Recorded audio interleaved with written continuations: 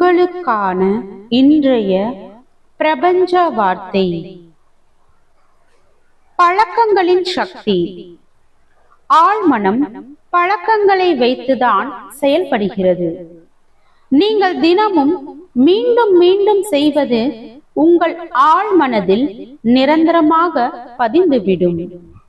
எனவே உங்கள் பழக்க வழக்கங்களை உற்று கவனியுங்கள். உங்கள் நேரத்தை வீணடிக்கக்கூடிய பழக்கங்கள், உங்கள் வெற்றிக்கு தடையாக உள்ள பழக்கங்கள், இவைகளை எல்லாம் உங்களுக்கு தேவையில்லாத பழக்கங்கள். இவைகளை மெதுவாக கைவிடுங்கள்.